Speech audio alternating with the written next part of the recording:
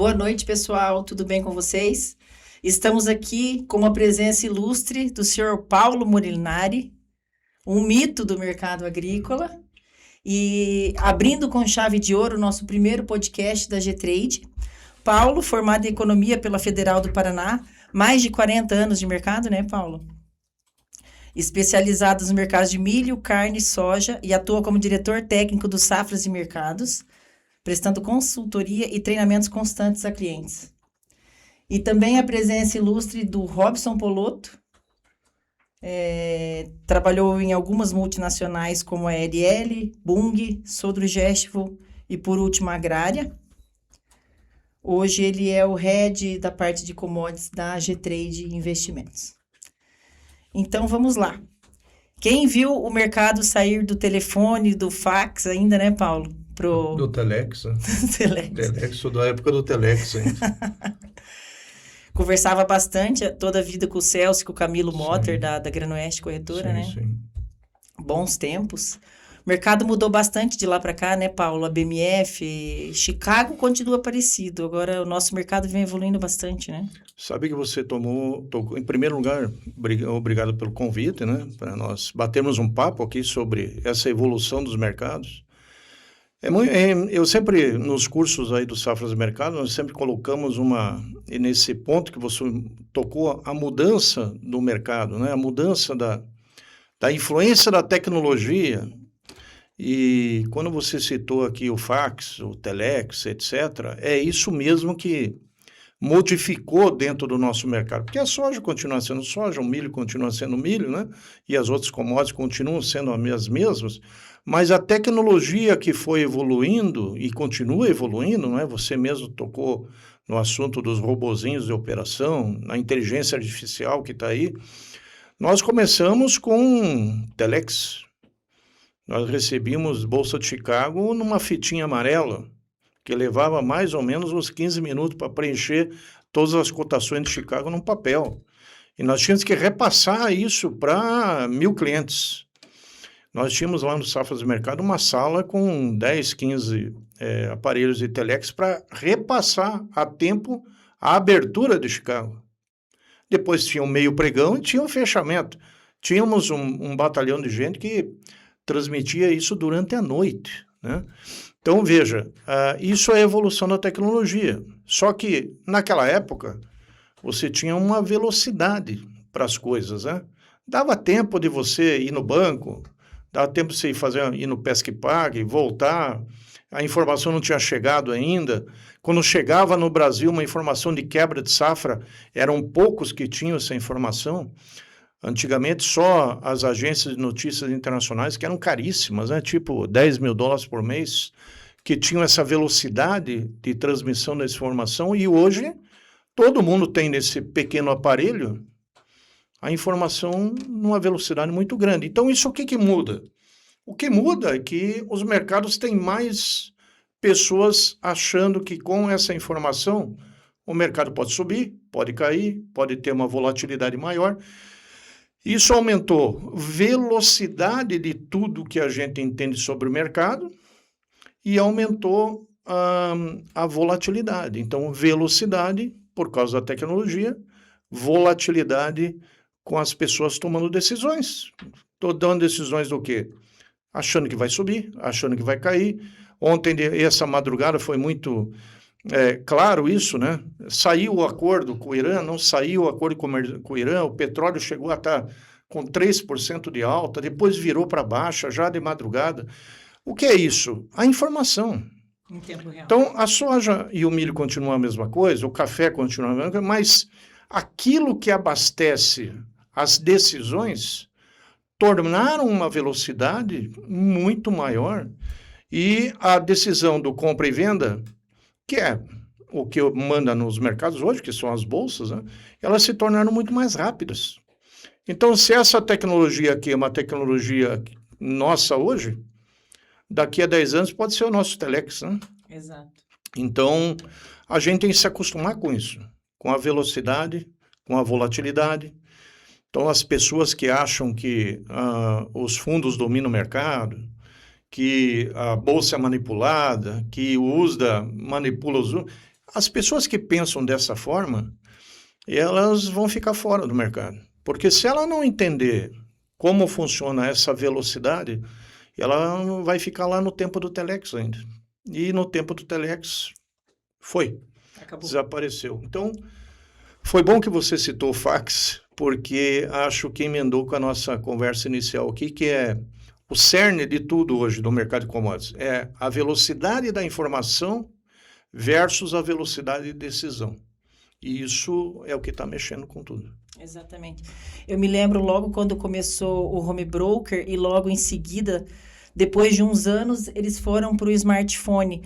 E eu me lembro de conversar com o Celso na mesa, a tomada de decisão da gente liberar o home broker para commodities, para clientes, porque até então a gente bloqueava. Porque a compra de uma ação da Petrobras, que são 100 lotes, o lote padrão, é totalmente diferente da alavancagem de um contrato agrícola. Então, eu me lembro de ter passado por essa dicotomia e ainda ter pego o pregão Viva Voz na mesa com o Celso no passado. Era muito interessante, parece que o mercado tinha mais brilho, mas...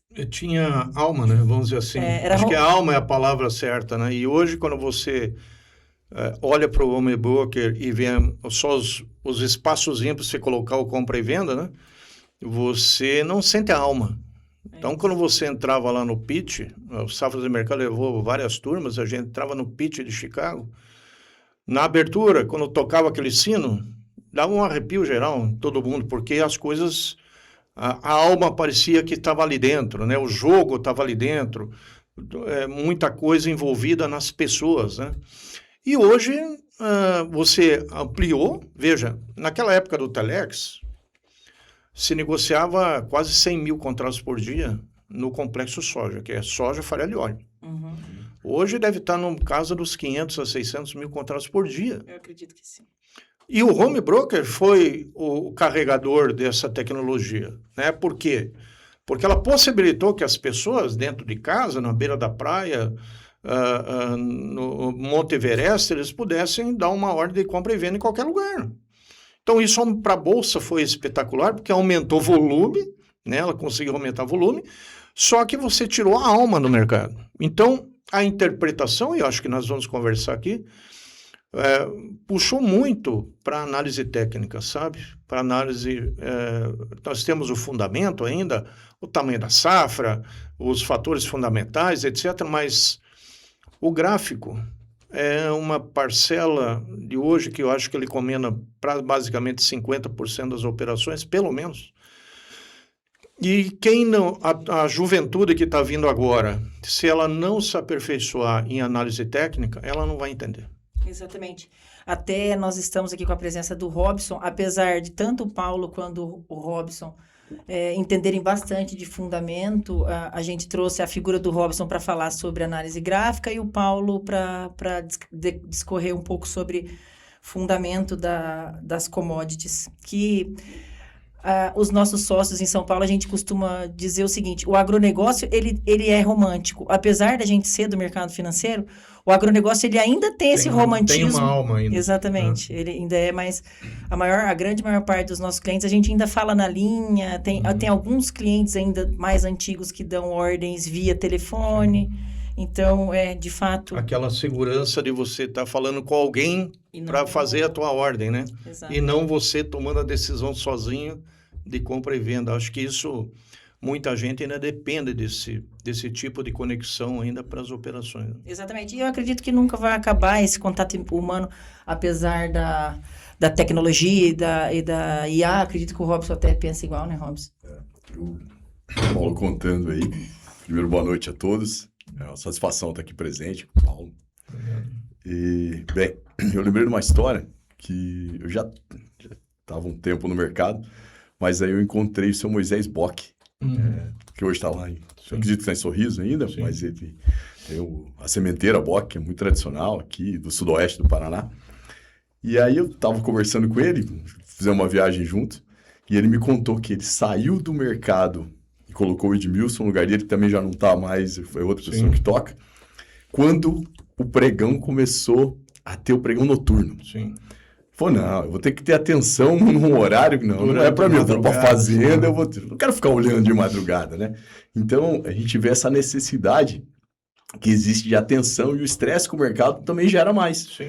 Pela volatilidade maior e pela presença maior, constante no mercado. Então, por outro lado, ele tem toda essa vantagem de você estar lá na colheitadeira, né? Você pode estar no Everest, mas pode estar dentro da colheitadeira colhendo o talhão e fazendo uma posição, comprando um seguro para os seus produtos. Então, acho que tenho certeza, essa mudança que houve no mercado é para o bem. E é natural, né? E o novo sempre vem, né, Paulo? Exatamente. E o novo está mudando bastante coisa. Tá. E é muito rápido, né? A gente conversava antes da abertura do podcast sobre as mudanças do mercado. Para você muda demais, para nós que somos um pouco mais jovens, a dificuldade é a mesma. Uhum. E para os mais jovens que estão vindo, as dificuldades vão continuar, porque a tecnologia nunca para, né? Mas eu acredito que esse conhecimento anterior do mercado, ele dá muito respaldo na tomada de decisão e eu acredito que ele seja muito importante para o mercado financeiro. Até a puxada que a Chiara fez para nós dois foi a parte de fundamento sua e mais a minha de gráfico. E eu comentei com ela, falei, pô, mas eu sou fundamento, eu trabalhei em multinacional, eu sou agricultor, né? A gente gosta muito de fundamento, Paulo.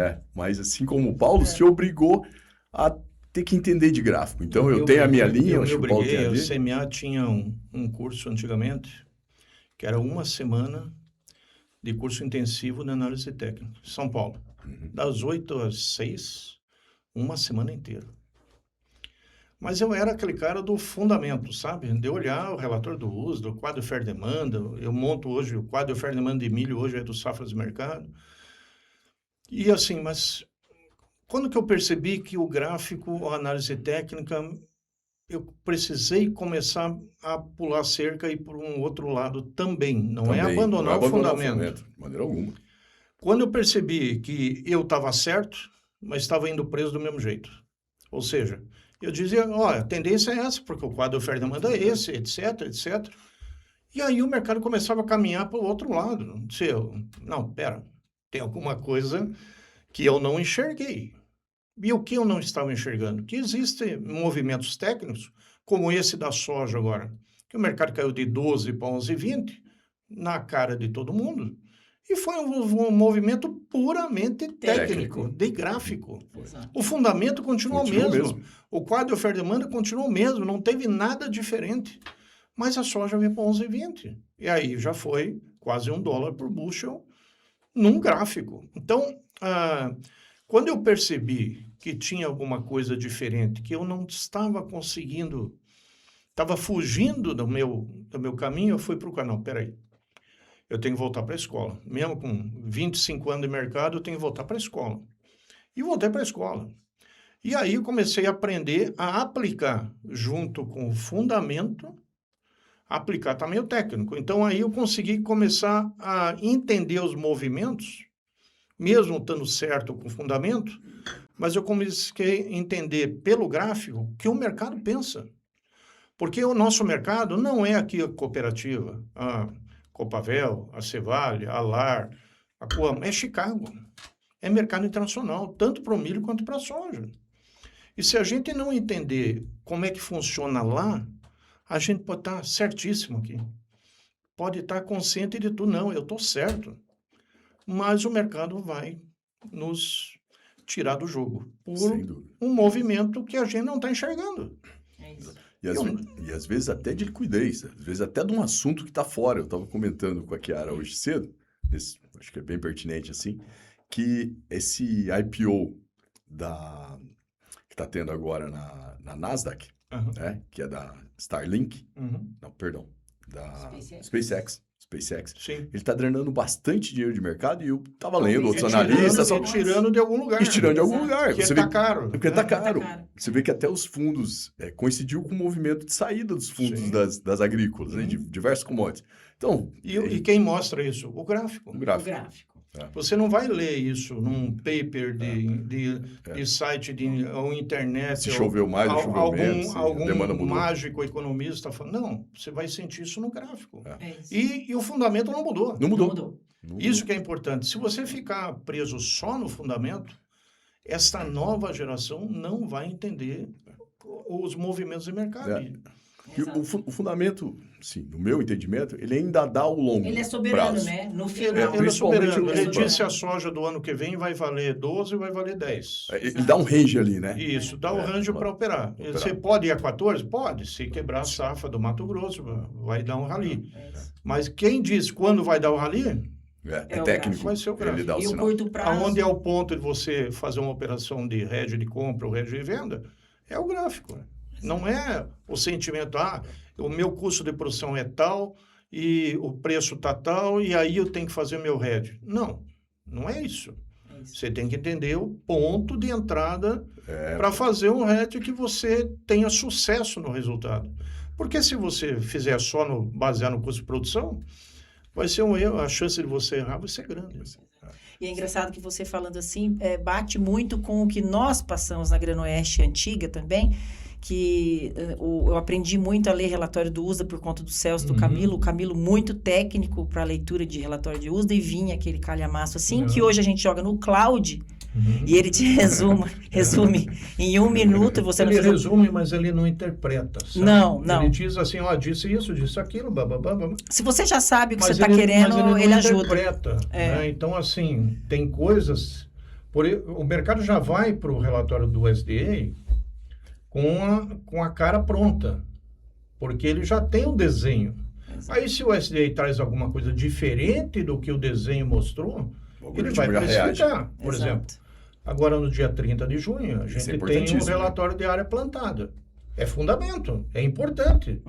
Pode fazer o mercado subir, pode fazer desabar tudo, porque é um relatório importantíssimo que ninguém consegue adivinhar. Mas o mercado, como ele é mercado, ele vai tentar fazer um desenhozinho para aquele relatório. Então, ele vai precificar, olha, a de soja vai ser igual da intenção de plantio. Não vai acontecer nada.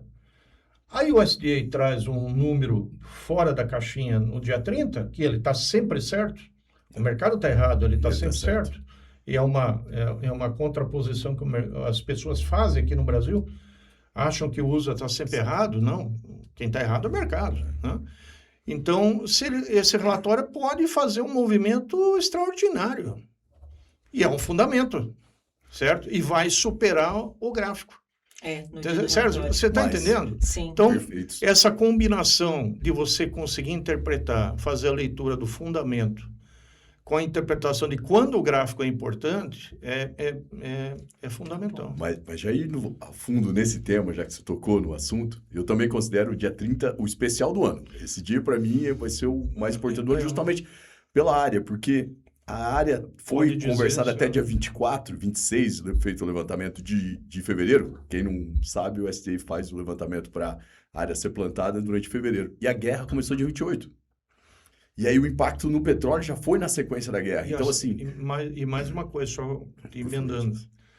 O projeto de biodiesel foi aprovado em março. Depois, no final de março, depois da intenção de plantio. Então, isso pode ter, por exemplo, Iowa é o estado maior produtor de biodiesel. E também é o estado maior produtor de soja. Então, se o produtor local viu isso com uma janela futura espetacular, ele pode ter migrado de soja para milho. Ele pode ter feito isso. Então, eu concordo com você, um relatório importantíssimo. Assim. Importantíssimo. E quando você mesmo comentou que ele veio lá de 12 para 11,20, ele chegou num ponto que eu entendo que é um suporte técnico para mim. Tá? Tanto na soja como no milho. O milho também, a queda que ele fez, principalmente no futuro, ele precificou bastante. E aí, é uma conta que eu estou fazendo com meus agricultores. Pô, dia 30 é importante, né? Você já tem um preço Brasil que não é dos piores no milho. A gente estava comentando sobre isso, né? Que o risco que ainda existe para todo esse milho safrinha aí, com uma mudança tributária que pode vir a ocorrer na frente, com o Irã talvez fora um pouco aí das compras brasileiras, nesse sentido. E ele já corrigiu tecnicamente. Você que já fez venda, colocou seu dinheiro nos juros, por exemplo, pode aproveitar o momento e comprar um seguro de alta em Chicago. O segurinho de alta. Os derivativos não é porque você está com o teu produto dentro do armazém ou com o produto que você já vendeu, que você não pode participar do mercado mais. Quer dizer, eu vendi o milho, toda a minha soja, agora só o ano que vem. Não. O mercado vai todo dia, menos no final de semana. Então, por enquanto. E a gente pode participar, né? Então, assim, você falou do Irã, né? Bom, mas se terminar a guerra, o Irã já voltou a oferecer ureia a $375, abaixo do resto do mercado. Quer dizer, o Irã já está querendo fazer dinheiro. Precisando de dinheiro. Ele ficou sem receber alimento. Será que ele não vai querer vender muita ureia e comprar muito milho daqui para ver? Será que o milho não pode... Será de repente o Irã vira assim com muita sede ao pote o Brasil e de repente subir prêmio? Pode. Pode. Certo? Como pode ter uma mudança no governo do Irã mais para frente e ele não precisar mais comprar do Brasil e comprar dos Estados Unidos.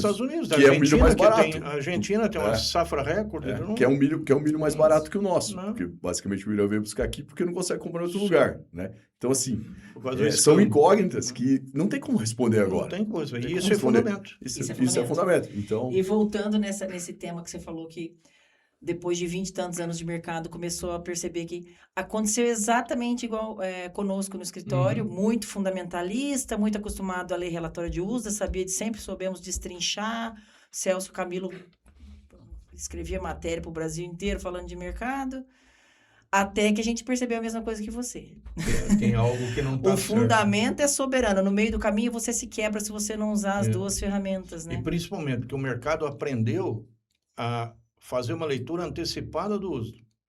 Então, a precificação está vindo antes. Bem antes, né? Quando você chega no relatório, mas aumentou o estoque de soja, por que não caiu a soja? Porque já antecipou. Precificado.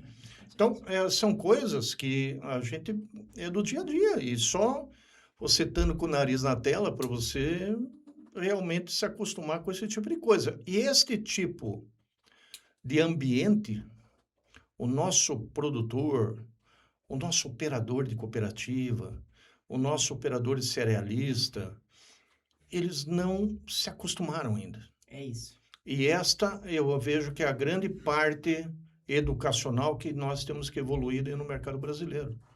Porque eles já sabem fazer tudo. Né? Todo mercado aqui brasileiro, temos aí ótimos profissionais dentro do Brasil.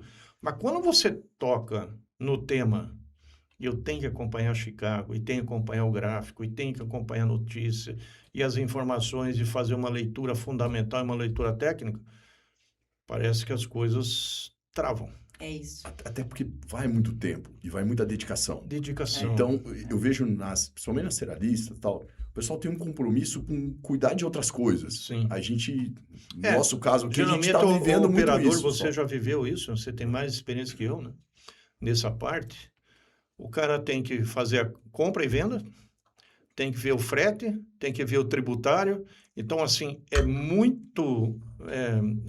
o nível de produtividade é muito alto para uma pessoa que precisa pôr a sua mente a favor da segurança do risco de preço. Então, as pessoas têm que aprender, as pessoas têm que se dedicar menos a coisas que atrapalhem ele no dia a dia. Então, o cara está cuidando lá de frete, de caminhoneiro. Se o cara recebeu a marmita lá na beira do armazém. Cara, isso não é para um operador de mesa, certo? Isso quem tem que resolver é o setor de logística. Né? Então, a logística tem que ter pessoas lá que cuidem do caminhoneiro lá no armazém, se deu problema, se deu acidente, se deu alguma coisa. Não o operador de mesa. O operador de mesa está ali para fazer o melhor negócio do dia no físico e acompanhar para ver se vale a pena repassar esse produto, se não vale, é melhor esperar, fazer um derivativo. É isso que a gente precisa. E pensar em todas as estratégias, né? Porque, no caso, eles têm que olhar a armazenagem. Hoje, o custo do dinheiro está muito alto. Eu tenho batido muito nessa tecla. Muitas vezes no Brasil, quando você coloca toda a quebra-teca que existe aqui, que não existe nos Estados Unidos, né? Eles guardam no frio lá os grãos durante um período muito grande do ano. O próprio caminhão, né? O próprio juro dele, o próprio caminhão, o modelo de transporte. O modelo de transporte. Então, aqui a gente, hora que muitas vezes esse cálculo tem que estar sempre sendo feito dos juros da quebra técnica, quanto que vale você abrir mão disso e tomar isso em derivativo, que eu falo. Até que ponto que vale você ter toda a armazenagem física e não uma parte física e uma parte virtual. que é o que a gente entende que em muitos momentos vale a pena. Lógico, um juro de 2%, a gente, quando você fala no Covid, às vezes não vale a pena, mas a hora que você tem 15, igual agora, né? Mais quebra técnica, e é um negócio que fica absurdo. Eu acho que o Brasil está evoluindo nesse sentido. A gente sente, né, que as pessoas estão tentando evoluir, estão tentando ir para o derivativo, estão tentando fazer coisas que não é só a venda do físico, né? E acho que vai evoluir bastante, mas ainda há muito medo, muito receio. Ó. O medo de perder dinheiro é maior do que o risco da proteção, sabe? Então, o medo de perder dinheiro, um ajustezinho negativo ali gera pânico. Uma coisa que eu percebi muito, que eu percebo que eu tenho que levar para o produtor, que eu acho que muda um pouco a cabeça dele, Paulo, é a marcação a mercado. Porque ele não percebe que a marcação a mercado afeta ele quando o produto dele está na fazenda, dentro do armazém, ou na cooperativa. Ou na cooperativa, ou ainda a colher. Sim. Porque quando a gente é do mercado, pô, você vai olhar lá, quanto que eu tenho no meu armazém? Eu tenho aqui 30 mil toneladas, né? E o valor dela, hoje vale 30 milhões de reais. Mês que vem, eu vou verificar. Pô, se eu for vender ela hoje, ela vale 29 milhões de reais. Pô, eu diminui 1 milhão de reais. Milhão. E Fora a taxa de juros. Fora a taxa de juros. E quanto que eu fiz frente a isso na bolsa? Ou seja, nos meus hedges, de alguma forma. Deu 1 milhão. Bateu. Não, deu 500 mil, não está sendo aderente. Vamos verificar. Agora, eu vejo de maneira geral o produtor. Eu digo de maneira geral porque tem gente especializada. Eu tenho clientes que dá gosto de conversar com o cara. Sim. Tá num nível muito alto, já fez seu curso. De uma forma assim, já num bom nível, né? Exatamente, de tete a tete com ele. E esse pessoal já olha para a fazenda e fala, pô, vou colher 500 mil sacas de milho ali. Cara, se eu não fizer nada, o meu preço hoje vezes 50 reais, tem 25 milhões. Mês que vem eu tenho 24, mês que vem eu tenho 26, mês que vem eu tenho... Ele começa a olhar e ver essa variação. Mas é pouca gente consegue perceber. Eu noto que quando o cliente dá esse passo e começa a perceber o valor da safra dele, quanto que é nominalmente, aí ele percebe a vontade do hedge, a necessidade do hedge. A necessidade e a função daquilo não ser só uma posição de brincadeira. Exatamente. É uma posição para melhorar o resultado teu dentro da fazenda. E nós temos exemplos aí, claro, né? 23, 24 agora, terminou aí, soja de $18 na Bolsa de Chicago, e todo mundo achando que o mercado ia se estabilizar no topo, e nenhum mercado se estabiliza no topo. Cara, era put, spread, era NDF de baixa, qualquer coisa de baixa, para proteger a baixa. Você podia até ficar segurando a soja, mas protege da baixa. E aí as pessoas não fizeram isso, porque ficaram no sonho, não, a soja vai levar 5 anos para baixar, até recuperar o estoque. Bom, bastou uma safra americana normal, que já caiu pela metade do preço. Né? E parte dos passivos que nós temos hoje, no agro brasileiro, correspondem a essa tomada de decisão errada em 23, 24. Perfeito. Eu sei que é difícil, não é crítica para o produtor, não é crítica para o mercado, nada, mas a gente precisa interpretar isso, porque não é só o custo que estava alto, é o erro de comercialização, é o sonho dos R$200. É um monte de analista falando coisa que a soja não vai cair nunca mais, que faltava 20 milhões de toneladas no mundo. Então, esse tipo de influência também prejudica o produtor. Sem dúvida. Então, principalmente aquele produtor que ele é dá menos atenção a todas as informações, que ele vai muito atrás da televisão, do YouTube, do WhatsApp, que é menos profissional, ele acaba colocando isso tudo no risco. Né? Eu vi muito esse movimento, e eu falo que a gente está vivendo hoje de preços a R$100 é reflexo do 200. Sim, senhor. Porque eu vi movimento de pessoal da pecuária, no Mato Grosso especialmente, né, que é onde a pecuária é mais forte.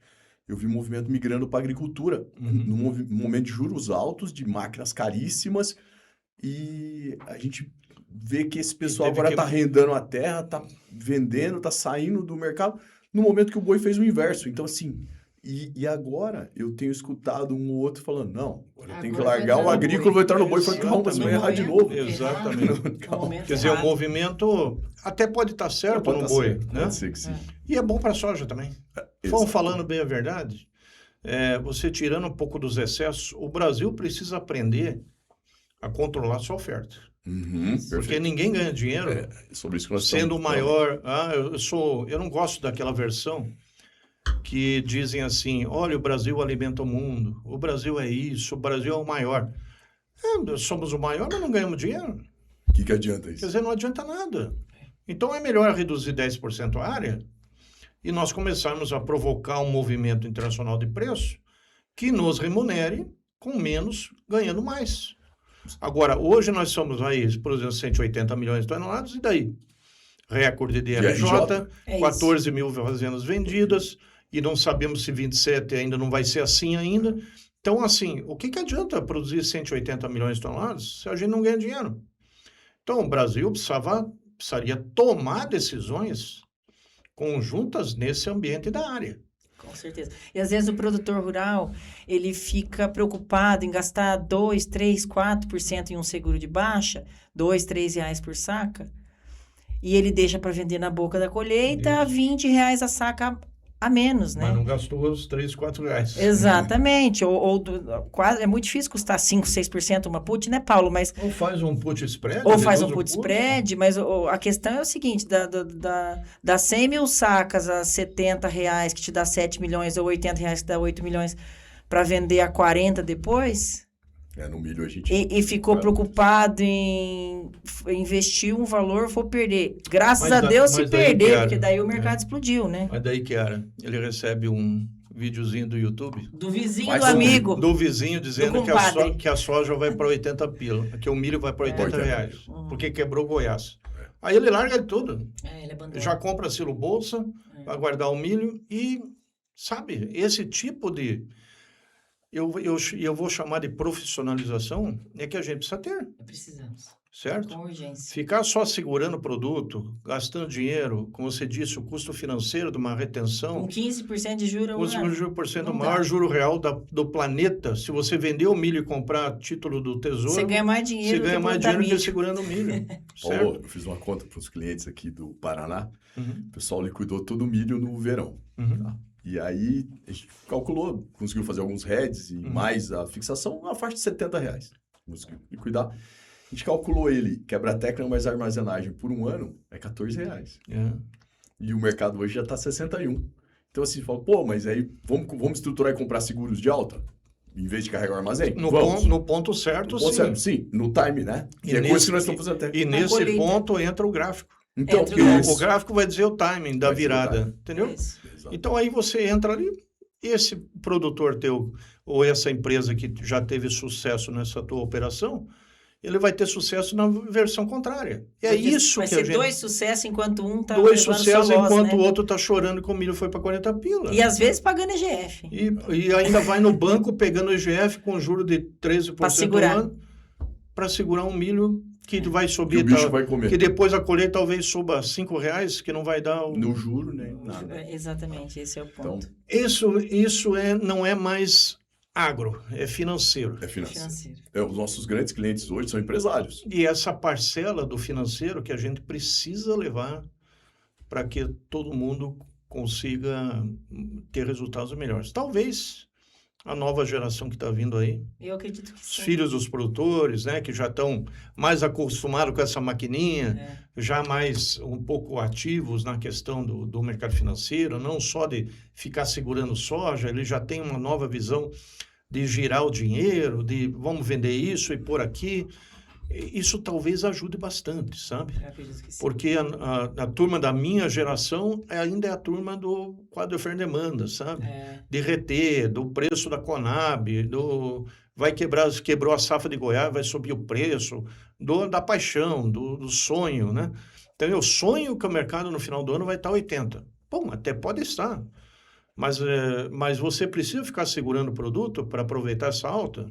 Mas para segurar o produto, eu lembro da Bung, um dia a gente estava numa reunião, o Gunnar, eu acho que acredito que está na margem, não sei se ainda está na margem, na Neuber, ele contou uma história pra gente. Falou assim, ó, o produtor vai fazer o seguinte, gente. Ele falou, eu li, estudei e vivenciei.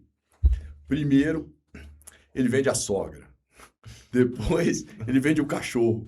Depois, ele vende o milho. Depois, ele vende a soja. Ele é apaixonado. Sim. Ele é apaixonado. Então, assim, até que o momento que ele estiver trabalhando com a paixão, é um tipo de gente. Por isso que eu falo assim, o nosso cliente hoje é muito mais um empresário. Porque ele quer produzir, mas ele não tem aquela paixão de falar, eu tenho que segurar a minha soja. Sim. Então, Para essa ele, essa afinidade. a soja é o patrimônio, o valor. É o valor. Tem soja, gente com soja de R$200 aí ainda, de 23, 24, que não vendeu. Tem. Quer dizer, Tem. mas põe isso na conta. Nossa, não tem como colocar. Põe isso na né? conta de um giro de juro, 5 anos, aí, de nossa 3 Senhora. anos. 500 já. O custo da oportunidade, do capital, né? Dava para ter comprado mais de 3 meia soja, dúzia de 3 seguro soja, de alta e de baixa. É isso. Mas, Paulo, para a gente continuar aqui na visão fundamentalista, o que você acha que o produtor deveria acompanhar dia a dia para contribuir, coisa fácil, assim, para contribuir na tomada de decisão? Bem, hoje tem muita coisa, né? Então, hoje não adianta você ficar ligando para a cooperativa e ver quanto está o preço do balcão. Isso não resolve mais, tá? Não adianta você... porque saiu no YouTube que a safra de Goiás está quebrando. Isso não adianta, você tem que fazer uma leitura boa. E uma leitura boa do todo, né? Uma leitura boa do que está acontecendo lá fora, ou seja, aquelas coisas tradicionais. Se a safra continua mesmo com os robôs, com as inteligências artificiais, se a safra americana vai bem ou mal. Então, daqui até setembro, o que nós temos que fazer? Acompanhar a safra americana. Tendo bom ou ruim, tem que acompanhar. Cortou a chuva, o mercado sobe, não cortou, o mercado cai. É meio simples, é meio matemático, né? Aí tem as outras coisas que são extramercado. As guerras, estamos com 2 guerras importantes. Temos os acordos comerciais, tem que fazer uma boa leitura disso, né? As pessoas não entendem ainda que os Estados Unidos conseguiu fazer a China comprar 12 milhões esse ano, que ela não ia comprar nada dos Estados Unidos, comprou 12 na marra, e a marra, a partir de setembro, ela tem que comprar 25. E isso vai tirar a demanda da soja brasileira, né? Outra coisa, o tema El Niño, né? Bastante, então a gente precisa falar com as pessoas que são entendidas mesmo do mercado e ver os mapas que realmente refletem uma tendência real. Então, por exemplo, o Mato Piba, por exemplo, tem o risco de ser o alvo da seca desse ano. Certo. Mas os El Niños até hoje, todos eles trouxeram safras cheias. Excepcionalmente, 2016 trouxe uma enchente na Argentina, perdeu 1 milhão de hectares. 2024 teve uma seca na Amazônia. Mas será que realmente esse ano vai ter, né? Aí tem meteorologistas dizendo assim, não, produtor, fique tranquilo, o El Niño não vai afetar nada. Então, assim, se o NOAA, que é o Serviço de Meteorologia americano, tem lá 2 supercomputadores. Tem mais supercomputador que a Marinha Americana.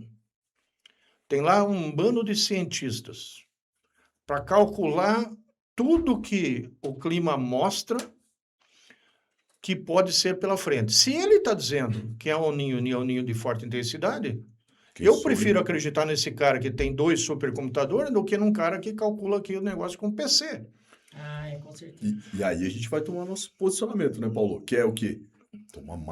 Na minha opinião, tomar mais cuidado ainda com venda antecipada. Se proteja de outra forma.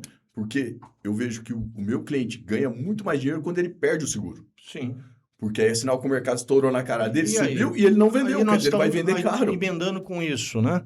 O produtor hoje, na situação de liquidez que nós temos financeira hoje no Brasil, ele tem que fazer barter.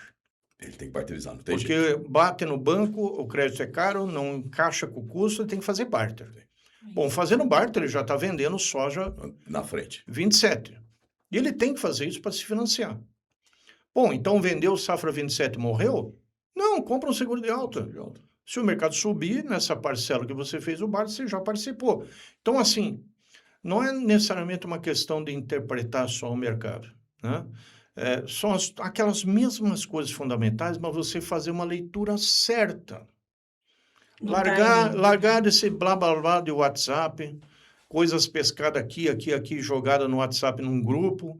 Aí alguém que nunca apareceu como analista da face da Terra levanta uma teoria, mas o cara não tem nem os números, né? Não explica nada, não sai de nada, não usa nada. Então, essas coisas a gente precisa dar uma lapidada no diamante, certo? E a informação boa e ruim chega muito rápida hoje, né? Eu vi um filme esse final de semana chamado Pressure, que é o filme sobre o meteorologista que determinou a invasão da Normandia. Cara, é um filme espetacular. E casa bem com essa discussão do El Niño aqui. Uhum.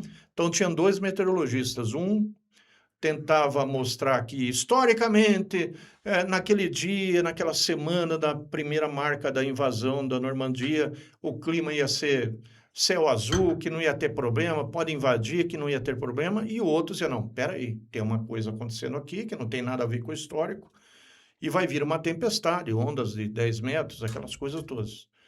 Céu azul, chega no dia 5 de julho, acho que foi a invasão,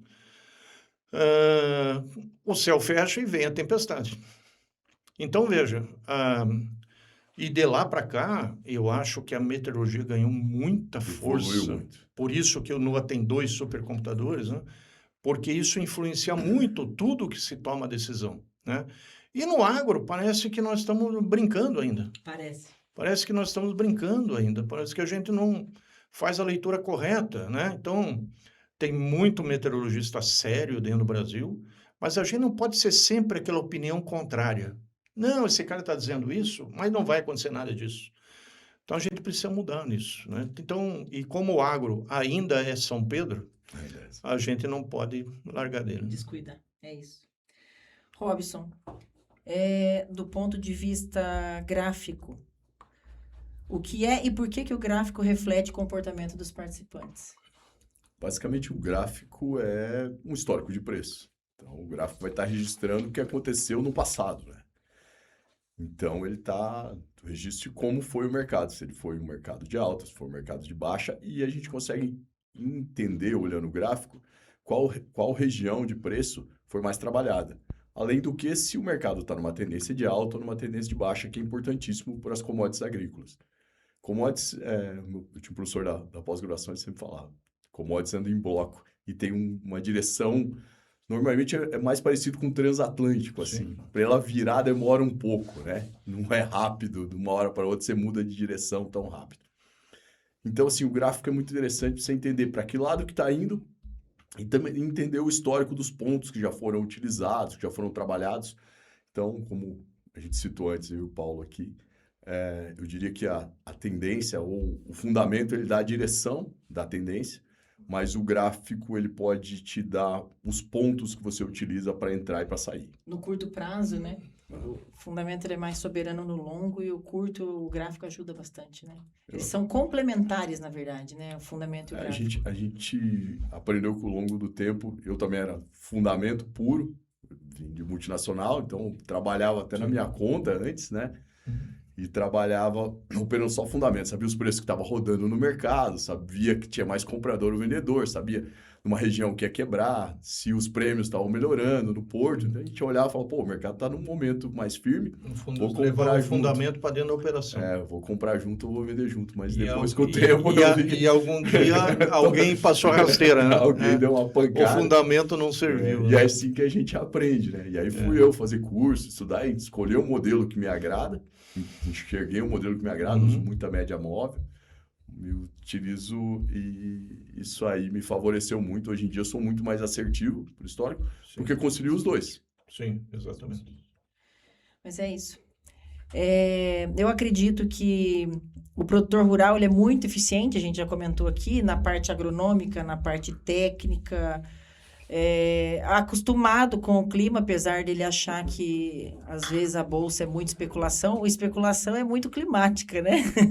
Mas faz parte, né? Faz parte, já está Pra acostumado subir o- com pra essa... subir o preço, Ele não pra fica subir o preço, bravo, nós- né? Ele Nós gosta. precisamos ter especulação, né? É isso. Agora, a especulação de baixa, ele não gosta. Exato. Mas quando é de alta, é boa. Exato. O que a gente bate muito na tecla é que a especulação já começa quando o produtor rural coloca uma semente no chão, que a gente chama de nota de dólar em terra, e espera a chuva. E o mercado futuro, ele vem como uma ferramenta, você usando put ou call, a put o seguro de baixa, a call o seguro de alta, vão-se os anéis e ficam os dedos, né? Ele Sim, te sim. protege, ele te dá perenidade na tua profissão, assim como todas as outras. O produtor rural, ele deveria ir se profissionalizando aos poucos, né? E ele é muito eficiente realmente nessa parte técnica, e quando chega na parte do preço, Ele é deixa um ele pouco a dependente. desejar, né? Ele é dependente pelo Exato. que alguém diz para ele. Exato. Ó, isso que você citou agora, usar as opções aí como alternativa, 23, 24, eu pus vários clientes para comprar put. Então, por exemplo, estamos agora em junho, a cara do outro ano estava ruim, e eu mandava eles, você não quer vender a soja? Porque você acha, e está indo atrás da analista que acha que o mercado vai subir? Tá bom, não tem problema. Mas faz um segurinho de baixo. Então, muitos fizeram put spread, alguns compraram put seca. 23, 24, um cliente do Rio Grande do Sul me ligou, Paulo, esse teu resultado aqui deu R$58 por saca. Sabe o que é 50? Porque a soja caiu $4 por bushel. Então, assim, você tirou da bolsa aquilo que o mercado não te deu, É isso. sabe? Então, esta combinação, ela precisa ser aprendida, e aí eu digo, é educacional. Assim como eu pulei para o outro lado da mesa para aprender uma análise técnica, o sistema, o produtor, precisa pular para o lado da outra mesa e aprender a sentar na sala de aula, sabe? E é o que a gente precisa orientar bastante, se a gente está produzindo aí 100 milhões de toneladas de safrinha, né? Quem diria? Eu e o seu pai, nós começamos com a safrinha começando no norte do Paraná, que colhiam 40 sacos por hectare. Safrinha era safrinha, né? Era bem diminuta mesmo, né? Safrinha chamava safrinha mesmo. E hoje estamos aí com 100 safrona. milhões, quer dizer, e porque tem uma quebra ainda, senão seria maior. Então, o produtor está fazendo tudo certo, do ponto de vista agronômico, técnico, está absorvendo as tecnologias, está fazendo o que ele tem que fazer. Quanto a isso, não há muita discussão, né? Agora, se a gente já está enxergando março 27, o que fazer com março 27? E até setembro 27 já, né? E até setembro 27 no milho. 27. E o março 27 na soja, né? O que a gente faz? Fica olhando o mercado oscilar? Não faz nada. Então, esse tipo de concepção, que é dentro do escritório do produtor, ele precisa, já que a lavoura está lá dele desenvolvendo, ele não tem muito o que fazer, ele tem que estar na frente do computador e bolando aí estratégias para a safra nova. E sobre especificamente os preços antecipados, acho que o importante, o produtor muitas vezes ele não pensa dessa forma, mas com o tempo a gente percebe que é assim que funciona. É natural que o mercado coloque mais prêmio, depois vai retirando o prêmio, conforme a safra vai se desenvolvendo. Então, a gente percebe isso. Por exemplo, o milho aí que a gente comentou agora, o milho safrinha hoje a bolsa está em 63,5 aproximadamente, né? E ele já teve, esse mesmo mês, já teve em R$73, aproximadamente, 72, Muito 73. recentemente. Muito recentemente. E o que aconteceu? O mercado foi tirando o prêmio, o clima foi melhorando, tinha risco de geada, podia acontecer uma geada, a seca estava pegando no centro-oeste, aí entrou algumas chuvas, o Paraná estava sofrendo com muita seca, entrou algumas chuvas, e o mercado vai retirando o prêmio, ninguém sabia o real tamanho do estoque para se fornecer, todo mundo falando muita demanda gerada pelo etanol, que é verdade, né? E de repente... Isso é bem precificado, né? É bem precificado. E o mercado foi vindo e hoje a gente perdeu aí o quê? Quase 15%, 17%. Eu tenho cliente que chegou a fazer quase R$10, 9 e pouco no milho, em seguro de baixa. E especialmente em futuros, na verdade. Esse cliente já operou seguros e hoje ele opera só futuros. E a gente percebeu o quê? Que o físico, lá na frente, ele não mudou R$10. Ele mudou 3. Só que o resto era gordura. Eu trabalhei já em multinacional, algumas, e posso falar tranquilamente que quem vai comprar antecipado, com um ano de antecedência, tem que comprar com mais margem. Porque ele está assumindo um risco que a sua lavoura pode não produzir, pode ser que você não possa cumprir. E logística também. Logística, que o frete pode mudar no decorrer, o dólar pode explodir. Então, quando você aceita uma comercialização muito antecipada, você está pagando por isso, né? Se você não quero ir para a bolsa que eu não quero gastar, você pode ter certeza que, igual eu mostrei, você está pagando muito mais caro para quem está indo na bolsa por você. Sim, exatamente. E a segurança do produtor comprar um seguro de baixa ou put, né, como preferir, ele não realizando essa venda antecipada, ele consegue ficar com toda a gordura que o mercado pode ter na mão, né? Se o mercado cai, ele vai ter o lucro que a bolsa vai entregar para ele em um mercado de excesso de ofertas. Ele não vai conseguir no físico, mas ele vai retirar da bolsa. A bolsa vai pagar. E se o mercado estoura, se ele tem um contrato futuro já feito com alguma empresa, ou com uma multinacional, ou com uma serialista, ele não consegue desmontar aquele contrato por conta de multas, exatamente. Disparado o maior risco dele com o mercado para cima. Então, a gente costuma falar, né, para o produtor rural, que quando o melhor dos cenários, o produtor rural ele tem que ir acostumando com essas ferramentas. O melhor dos cenários, Paulo, não sei se você vai concordar comigo, perder esse seguro de baixa, que daí seria um mercado que explodiu. Vamos pegar um exemplo prático, né? Safra nova de soja 27. Certo. Então, vamos dizer que deu hoje, aqui no Paraná, vai dar uns R$120, na média. Isso. Para 27. Isso. Eu tenho que vender porque eu tenho que fazer barter, eu tenho que me financiar, certo? Certo. Eu tenho que vender.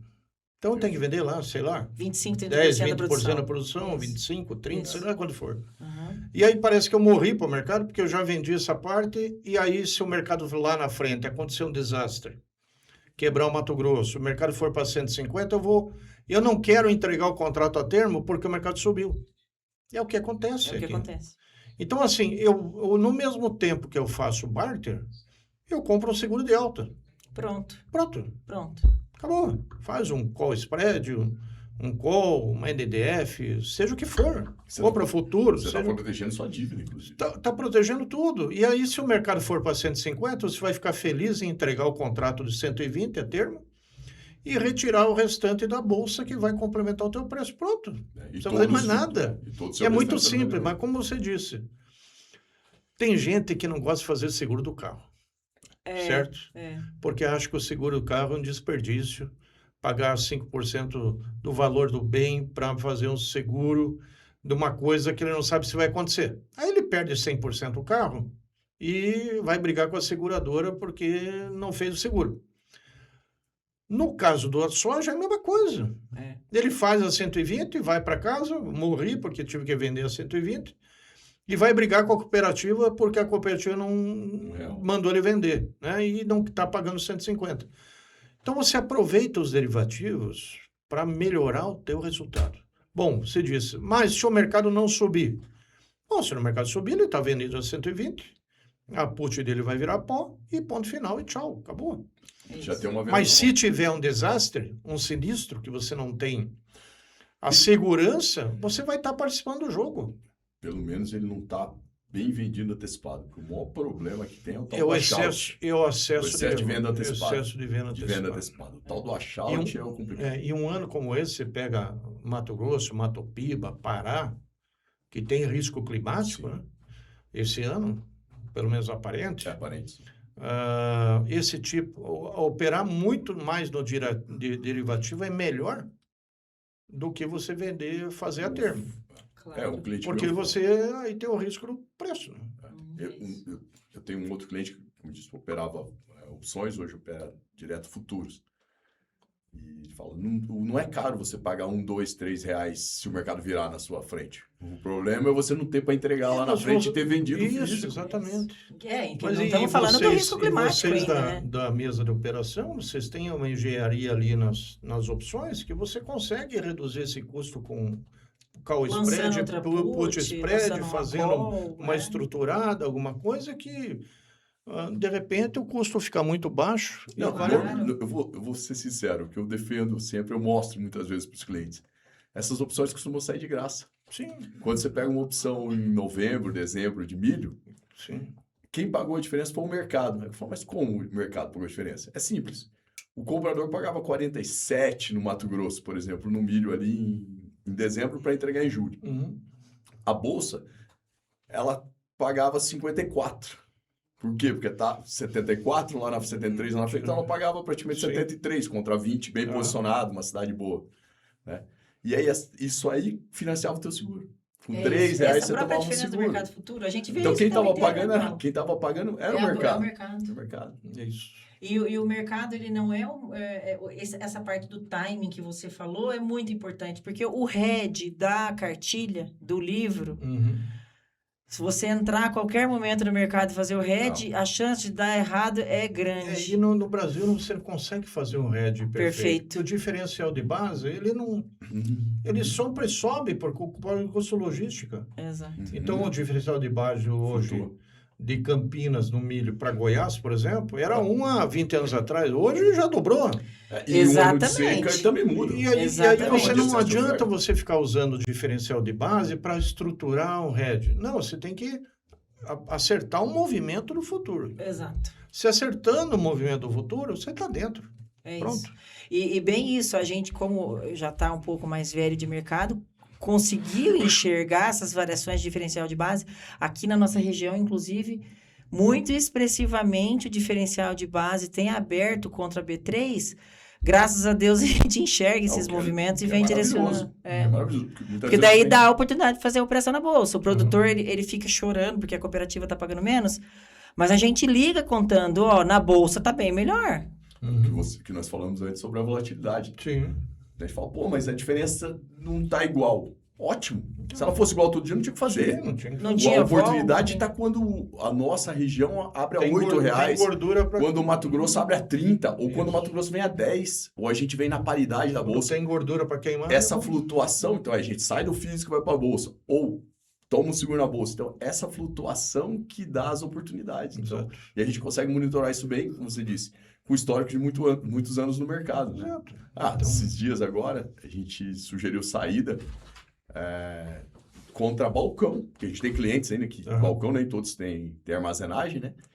R$6 de diferença do balcão, porque as cooperativas abriram R$60 comprando e a B3 estava 66. Sim. Então a gente desmontou no 66 e migrou para O Paraná está muito caro frente ao Exato. Porto. Frente ao Frente Porto. O Porto Frente ao está Porto. 64, o interior do Paraná Não, 60. Vendeu a 60 exatamente, nessa época de 15, 20 60 dias a gente atrás. Que ligou, frete é esse? recomendou. Não existe mais o Não frete? existe, velho. Não. Com uma safrinha cheia desse jeito? Mas foi um movimento, acho que você sabe muito bem, acho que vale a pena a gente comentar para quem está nos assistindo, que quando choveu e passou aquela geada e a geada não pegou, a cooperativa pensou, tá bom, Agora então vem. eu posso sair com esse meu estoque. Agora vem. Agora vem a safra. Então ela saiu com o estoque dela, mais piscofins, etc, e um frete, que naquele momento é um frete bom, ainda, porque não entrou a safra e não tinha a safra da soja, conseguiu liquidar esse milho e fez essa compra de volta dos produtores. Então, assim, não era uma conta que liquidava na exportação. Sim. Só que o produtor muitas vezes fala, você está pagando 60, é sinal que vai subir. E aí a gente falou, não é isso, E é não que ele sabe- tem uma e boa não sabe oportunidade. que é um mecanismo de mercado, De de mercado. troca de estoque. Troca de estoque, né? É De isso. troca de estoque. É isso. Mas esses R$60 foi uma baita de uma oportunidade. Assim Porque como a contra soja, a né? B3, exato. Contra a B3, ele tava. Aí ele espremeu o diferencial de base que estava extremamente contra a B3 aberto. E contra o Porto. E contra o Porto. Para onde vai sair Crédito todo esse Porto. milho? Tem que sair Porto. Você não Tem tem... que- Exato. situado. Era um preço que na conta não fechava, né, Exato, Paulo? O exato. FIIs estava pagando mais alto do que o mercado. Então, aí você diz, bom, se está mais caro que o Porto, tem que vender. Vamos vender. É isso. Tem que sair. Foi o que nós fizemos. Ligamos para os clientes, vende. Deu certo, né? Para a maioria que ouviu, deu certo. Desmontamos opções, foi interessante. Agora, os dois, se pudessem deixar uma última mensagem para o produtor rural. Está acabando já. Tá acabando já. Quase nem tomamos vinho. Bom, eu acho que a palavra certa agora é evoluir com a tecnologia. E evoluir junto com aquilo que ajuda a proteger o risco de preço, certo? E para isso, a gente precisa entender alguma coisa que não é o dentro da fazenda, que não é o preço do adubo, que não é a margem Fora da negativa porteira. no custo de produção. Isso está tudo explícito. E se o custo de produção for caro, vai continuar sendo caro. E no mercado de derivativos, nós temos oportunidades que as pessoas precisam entender que a bolsa está te dando chance. E essa chance está lá para você aproveitar. Então, aí você precisa se aprimorar nessa parcela fora da fazenda, que não é só comprar bem, vender bem, também aproveitar o mercado financeiro a seu favor e para proteger ou até para trazer especulativamente o resultado. Eu até prefiro que todos sejam mais especuladores do que hedge, porque o hedge é uma parcela assim longa, né? Demora muito tempo, acontece muita coisa, né? Mas sempre é válido, né? E assim, temos aí mecanismos muito bons hoje, tanto o B3 como o próprio Chicago, que a gente pode, o produtor pode utilizar a seu favor para o Para resultado. melhorar esses preços, né? Para o resultado do final. físico, o resultado final, E bem aquilo que você mencionou antes, não usar apenas como uma brincadeira, o que está em jogo é um patrimônio de uma vida inteira, às vezes do pai, do avô, que o produtor rural ele teria que visualizar esse patrimônio imobilizado como se fosse um financeiro que tem que ser remunerado Exato. a mais do que uma taxa de juros, né? Exato. Senão não viabiliza a operação. E você, Robson, o que você deixaria de mensagem? Com certeza, minha mensagem agora, diante do que a gente comentou aqui, um El Niño chegando, muita dúvida sobre realmente o clima que está para se estabelecer, não venda antecipadamente o que você não tem. Então, não venda o que você não sabe que vai produzir, não é seu ainda. Então, vai para a bolsa, toma um seguro, ou faça uma venda mesmo em bolsa e espere, quando você for seu, aí você realiza a operação de físico. Como eu disse aqui antecipadamente, você tem a oportunidade de, quando vende próximo do embarque, conseguir uma margem melhor, porque o comprador não te espredeia tanto. Não é nem por maldade dele, é porque ele precisa disso, porque ele está correndo um risco em cima de você. Então, espera, toma cuidado para vender o físico. E se você se obrigar a vender o físico, se proteja, né? Como o Paulo citou, utilize uma proteção de alta e a gente é capaz de fazer isso para estar te apoiando. Então, obrigado pela atenção. É isso. Então, desde os primeiros comerciantes de grãos da antiguidade até as bolsas modernas, o mercado evoluiu para cumprir uma função, transferir o risco. Produzir bem segue indispensável, mas com custos altos, margens apertadas e volatilidade crescente, comercializar bem e proteger margens virou tão importante quanto plantar e colher. E o produtor rural, às vezes, ele ainda vê o mercado financeiro com não bons olhos. Mas o mercado tem muitas ferramentas para o cliente conservador, para o cliente mais arrojado. Não precisa operar contratos futuros que tem ajuste diário e uma maior volatilidade. A gente faz bastante, na grande maioria das vezes, né, Robson? Seguro de baixa, que é a put. Qual que é o produto padrão para vender para produtor rural? Put, seguro de baixa. Dali para frente tem milhares de ferramentas, mas já serve bem, né? Quando você se acostuma a fazer o seguro carro todo ano, você não para mais. Você vê que ele todo ano vai ter. E é um custo, mas o dia que tiver um sinistro, você vai aproveitar muito bem esse seguro, né? E na casa das commodities, a mesma coisa. É um seguro. Não necessariamente você vai usar esse seguro, mas quando ele tiver o sinistro, você vai usar ele a teu favor de uma forma muito boa. Né? No mínimo, você dorme mais tranquilo. Dorme mais tranquilo. No mínimo, você vai tranquilo para a tua lavoura, para o teu plantio, para o teu desenvolvimento, e tua soja, teu milho está dentro do armazém, você também está mais tranquilo. É isso. Sobre a marcação ao mercado, tão falada, que é muito usada em mercado financeiro, Robson, que trabalhou em multinacional, eles costumavam fazer marcação ao mercado mensal, né, Robson? Foi o que eu citei anteriormente. Eu acredito que a marcação a mercado é o diferencial que faz o produtor entender e que é necessário. O um mecanismo. Porque ele bate o olho ali e fala, quanto que eu tenho hoje? Hoje vale, minha safra que está na lavoura vale tanto. O que está no meu estoque vale tanto. Sim. E o jeito de proteger realmente é através de ferramentas que a gente possibilita com bolsa de valores. A questão para o produtor é que ele olha ainda, no meu entendimento, não todos, não os nossos clientes, Sim. mas o mercado de maneira geral no Brasil, porque o mercado que participa de bolsa é muito pequeno, que faz Sim. hedge, né? Ainda é pequeno. Ainda é pequeno, comparado com países desenvolvidos, é muito pequeno. Mas estamos caminhando para lá, com certeza um dia a gente vai chegar como está nos Estados Unidos. Mas ele olha para a bolsa como a bolsa de ações, a bolsa de que cai e sobe. Ele ainda não aprendeu a linkar contra o físico dele. E aí, que é o diferencial que você sabe fazer com maestria e que a gente está aí caminhando e aprendendo e fazendo melhor a cada ano. Exatamente. Só para finalizar sobre a marcação a mercado, o seguro de baixa, ele te propicia, por exemplo, você ter uma tela da BMF para safrinha a R$70. Para nossa região, jogando uns R$10 a menos pro preço de balcão, ele te deixa tranquilo, com 100 mil sacas, dormindo com os teus R$6 milhões. É isso, né?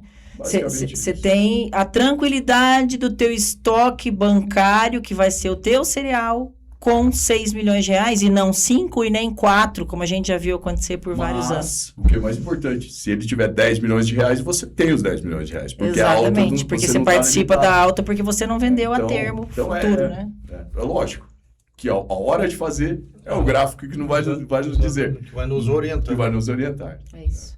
Mas muito obrigado, Paulo. É um mestre do mercado financeiro, praticamente um dinossauro do mercado financeiro. É uma lenda, né? Como do mercado agrícola, né? Muito obrigado. Muito bom te ver aqui. Eu agradeço o Robson também. Obrigado acho que foi um papo gostoso, né? Foi rápido até, né? Foi. E espero que a gente faça mais isso, né? Porque Vamos isso fazer ajuda mais. bastante, não para nós, mas para o ouvinte que está ouvindo, isso ajuda bastante. Com certeza. G-Trade, então, plantando confiança, Colhendo colhendo resultados.